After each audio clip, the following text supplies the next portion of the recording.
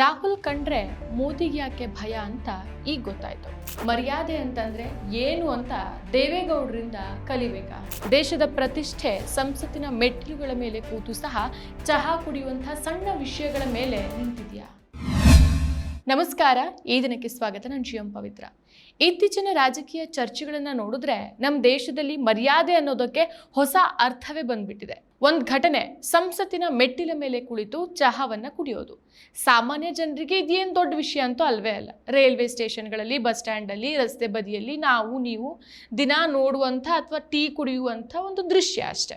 ಆದರೆ ಇದೇ ಕೆಲಸವನ್ನ ರಾಹುಲ್ ಗಾಂಧಿ ಮಾಡಿದ್ರೆ ಅದು ದೊಡ್ಡ ಅಪರಾಧ ಅನ್ನೋ ರೀತಿಯಲ್ಲಿ ಮಾತನಾಡಲಾಗತ್ತೆ. ಹಾಗಾದ್ರೆ ಏನದು ನೋಡೋಣ. ದೇಶದ ಸಂಸತ್ತು ಅಂತಂದ್ರೆ ಅದು ಜನರ ಕಷ್ಟಗಳಿಗೆ ಪರಿಹಾರ ಹುಡುಕುವ, ವಿರೋಧ ಪಕ್ಷ ಕೇಳಿದ ಪ್ರಶ್ನೆಗಳಿಗೆ ಆಡಳಿತ ಉತ್ತರ ಕೊಡುವ ಜಾಗವೂ ಹೌದು. ಅಲ್ಲಿ ದೊಡ್ಡ ದೊಡ್ಡ ನಾಯಕರು ದೇಶದ ಸಮಸ್ಯೆಗಳ ಬಗ್ಗೆ ಚರ್ಚೆ ಮಾಡ್ತಾರೆ, ಜನರ ಕಷ್ಟಗಳನ್ನು ತೀರಿಸ್ತಾರೆ ಅಂತ ನಾವೆಲ್ಲ ನಂಬ್ಕೊಂಡಿದ್ದೇವೆ. ಆದರೆ ಇತ್ತೀಚೆಗೆ ಆ ಮರ್ಯಾದೆಯೇ ಬದಲಾಗಿ ಹೋಗ್ಬಿಟ್ಟಿದೆ. ಒಬ್ಬ ವ್ಯಕ್ತಿ ಸಂಸತ್ತಿನ ಮೆಟ್ಟಿಲ ಮೇಲೆ ಕುಳಿತು ಸಹ ಚಾ ಕುಡಿದ್ರೆ ಅದು ದೊಡ್ಡ ಅಪರಾಧ ಆಗೋಗ್ಬಿಡತ್ತೆ.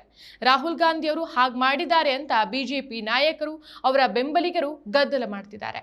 ಕಂಗನಾ ರಣಾವತ್ ಅವರು ರಾಹುಲ್ ಅವರನ್ನ ಟಪೋರಿ ಅಂತ ಕರೆದಿದ್ದಾರೆ.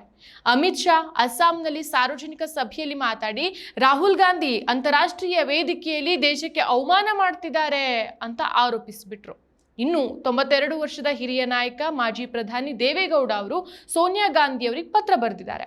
ನಿಮ್ಮ ಮಗನಿಗೆ ಮರ್ಯಾದೆ ಕಲಿಸ್ಕೊಡಿ, ಅವರು ಸಂಸತ್ತಿನ ಮೆಟ್ಟಿಲ ಮೇಲೆ ಕುಳಿತು ಚಹಾವನ್ನ ಕುಡಿತಿದ್ದಾರೆ ಅಂತ. ಆಹಾಹಾ, ಎಂಥ ಅದ್ಭುತ ಕಾಳಜಿ ಅಲ್ವಾ?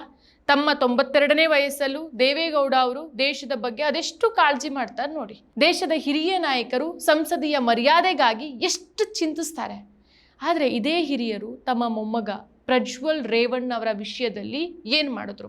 ನೂರಾರು ಮಹಿಳೆಯರ ಮೇಲೆ ದೌರ್ಜನ್ಯ ಎಸಗಿ ವಿಡಿಯೋಗಳನ್ನ ಮಾಡಿಕೊಂಡು ಬ್ಲ್ಯಾಕ್ ಮೇಲ್ ಮಾಡ್ತಿದ್ದಾಗ ಇವ್ರಿಗೆ ಮರ್ಯಾದೆ ಅನ್ನೋ ಪದ ನೆನಪಿಗೆ ಬಂದಿಲ್ವಾ?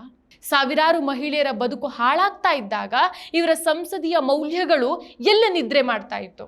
ಒಂದ್ ಕಡೆ ಚಹಾ ಕುಡಿಯೋದು ಅಪರಾಧ, ಇನ್ನೊಂದ್ ಕಡೆ ನೂರಾರು ಮಹಿಳೆಯರ ಮಾನ ಹರಾಜಾಗೋದು ಸರಿನಾ?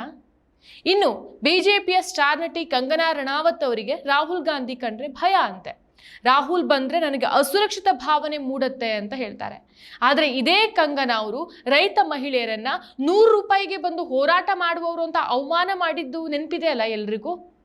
ಅವರ ಸಿನಿಮಾಗಳು ಫ್ಲಾಪ್ ಆದಾಗೆಲ್ಲ ರಾಹುಲ್ ಗಾಂಧಿ ಅವರನ್ನ ಟೀಕಿಸಿ ಪಬ್ಲಿಸಿಟಿ ಪಡೆಯೋದು ಕಂಗನಾ ಅವರ ಹವ್ಯಾಸ ಆಗೋಗ್ಬಿಟ್ಟಿದೆ. ರಾಹುಲ್ ಅವರು ಸಾಮಾನ್ಯ ಜನರಂತೆ ನೆಲದ ಮೇಲೆ ಕುಳಿತು ಚಹಾ ಕುಡಿದ್ರೆ ಅದು ದೊಡ್ಡ ಟಪೋರಿ ಕೆಲಸ ಆಗ್ಬಿಡತ್ತೆ. ಆದ್ರೆ ಮಹಿಳೆಯರನ್ನ ಅವಮಾನಿಸೋದು ಇವರ ಪ್ರಕಾರ ಸರಿನಾ ಹಾಗಾದ್ರೆ? ಇನ್ನು ಅಮಿತ್ ಶಾ ಅವರ ಮಾತುಗಳು ಮತ್ತೂ ಇಂಟ್ರೆಸ್ಟಿಂಗ್ ಆಗಿದೆ. ರಾಹುಲ್ ಗಾಂಧಿ ಸಂಸತ್ತಿನ ಮುಂದೆ ಬಿಸ್ಕತ್ತು ತಿಂದ್ರೆ ದೇಶದ ಪ್ರತಿಷ್ಠೆ ವಿಶ್ವ ಮಟ್ಟದಲ್ಲಿ ಹರಾಜಾಗತ್ತೆ ಅಂತ ಹೇಳ್ತಾರೆ.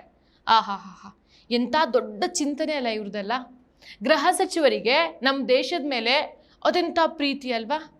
ಆದರೆ ಇದೇ ಅಮಿತ್ ಶಾ ಅವರು ಸಂಸತ್ತಲ್ಲಿ ಅಸಂವಿಧಾನಿಕ ಭಾಷೆ ಸಾಲ ಅನ್ನೋ ಪದವನ್ನ 2 ಬಾರಿ ಬಳಸಿದ್ದು ಸಂಸತ್ತಿನ ಘನತೆಗೆ ಧಕ್ಕೆ ಆಗಿಲ್ವಾ? ಅದು ದೇಶದ ಮರ್ಯಾದೆನ ವಿಶ್ವ ಮಟ್ಟದಲ್ಲಿ ಹಾಳು ಮಾಡಿಲ್ವಾ?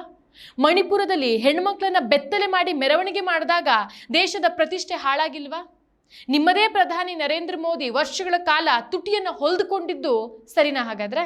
ಕುಸ್ತಿಪಟು ಹೆಣ್ಮಕ್ಳು ಬೀದಿಯಲ್ಲಿ ಅಳುತ್ತಾ ಪ್ರತಿಭಟನೆ ಮಾಡಿದಾಗ ಸಂಸದೀಯ ಮೌಲ್ಯಗಳು ಎಲ್ಲಿ ಹೋಗಿದ್ವು? ಅವರನ್ನ ರಸ್ತೆ ಮೇಲೆ ಎಳೆದಾಡುವಾಗ ಎಲ್ಲಿತ್ತು ನಿಮ್ಮ ಸಂಸದೀಯ ಮೌಲ್ಯ? ರಾಹುಲ್ ಗಾಂಧಿ ಸಂಸತ್ತಿನ ಹೊರಗೆ ಮೆಟ್ಟಿಲ ಮೇಲೆ ಒಂದು ಚಹಾ ಕುಡಿದ್ರೆ ದೇಶಕ್ಕೆ ಅವಮಾನ. ಆದರೆ ಇಂಥ ದೊಡ್ಡ ಸಮಸ್ಯೆಗಳು ನಡೆದಾಗ ಯಾರಿಗೂ ಕಾಳಜಿ ಇಲ್ವಾ? ದೇಶದ ಪ್ರಧಾನಿಗೂ ಕಾಳಜಿ ಇಲ್ಲ, ದೇಶದ ಮಾನದ ಬಗ್ಗೆ ಯೋಚಿಸೋ ಗೃಹ ಸಚಿವರಿಗೂ ಕಾಳಜಿ ಇಲ್ಲ, ಇನ್ನು ರಾಹುಲ್ ಗಾಂಧಿಯನ್ನ ಟಪೋರಿ ಅಂತ ಕರೆಯೋ ಕಂಗನಾ ರಣಾವತ್ಗೂ ಕಾಳಜಿ ಇಲ್ಲ. ದೇಶದ ಪ್ರತಿಷ್ಠೆ ಸಂಸತ್ತಿನ ಮೆಟ್ಟಿಲುಗಳ ಮೇಲೆ ಕುಳಿತು ಚಹಾ ಕುಡಿಯುವಂಥ ಸಣ್ಣ ವಿಷಯಗಳ ಮೇಲೆ ನಿಂತಿದ್ಯಾ? ಇದೊಂಥರ ಬಿಜೆಪಿಯ ಡೈವರ್ಷನ್ ಪಾಲಿಟಿಕ್ಸ್.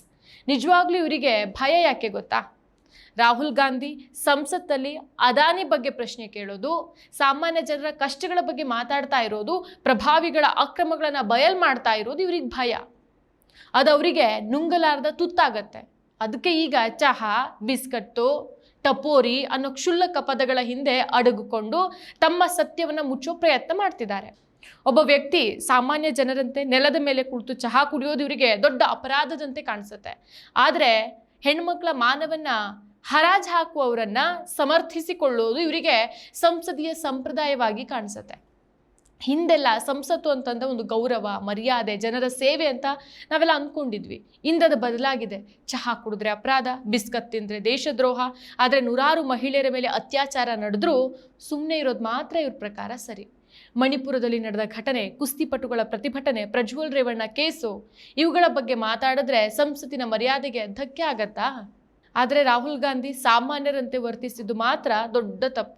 ಅವರು ಎಂದೂ ಸಹ ದೇಶದ ವಿರುದ್ಧ ಮಾತಾಡಿದವರಲ್ಲ. ಅಂತಾರಾಷ್ಟ್ರೀಯ ವೇದಿಕೆಗಳಲ್ಲಿ ಭಾರತದ ಸಮಸ್ಯೆಗಳನ್ನು ಎತ್ತಿ ಹಿಡಿದಿದ್ದಾರೆ. ಅದನ್ನು ದೇಶಕ್ಕೆ ಅವಮಾನ ಅಂತ ಕರೆದುಕೊಂಡ್ರೆ ಅದು ನಿಮ್ಮ ಹಣೆ ಬರ. ನಿಜವಾದ ಅವಮಾನ ಅಂತಂದರೆ ಮಹಿಳೆಯರ ಮೇಲೆ ನಡೆಯುವಂಥ ಅತ್ಯಾಚಾರಗಳನ್ನು ಮುಚ್ಚಿಡೋದು, ಪ್ರಭಾವಿಗಳ ಕಳ್ಳತನಗಳನ್ನು ರಕ್ಷಿಸೋದು. ನಮ್ಮ ದೇಶದ ಜನ ಈ ಹೊಸ ಮರ್ಯಾದೆಯ ವ್ಯಾಖ್ಯಾನವನ್ನು ಸರಿಯಾಗಿ ಅರ್ಥ ಮಾಡ್ಕೊಳ್ಬೇಕು. ನಿಜವಾದ ಅಪರಾಧ ಯಾವುದು ಗೊತ್ತಾ? ಜನರ ಕಷ್ಟಗಳನ್ನು ನಿರ್ಲಕ್ಷಿಸೋದು, ಸತ್ಯವನ್ನು ಮುಚ್ಚೋದು, ಮಹಿಳೆಯರ ಮಾನವನ್ನ ಕಾಪಾಡದೆ ಹೋಗೋದು. ರಾಹುಲ್ ಗಾಂಧಿ ಸಂಸತ್ತಲ್ಲಿ ಕೇಳ್ತಾ ಇರುವಂಥ ಪ್ರಶ್ನೆ ಜನಪರವಾಗಿದೆ. ಅದಕ್ಕೆ ಭಯ ಆದವರು ಟಪೋರಿ, ಚಹಾ, ಬಿಸ್ಕತ್ತು ಅಂತ ಗೊಂದಲವನ್ನು ಕ್ರಿಯೇಟ್ ಮಾಡ್ತಿದ್ದಾರೆ. ನಮ್ಮ ಸಂಸತ್ತು ಯಾರಿಗಾಗಿ? ಜನರಿಗಾಗಿನೋ ಅಥವಾ ಕೆಲವು ನಾಯಕರ ರಕ್ಷಣೆಗಾಗಿನೋ?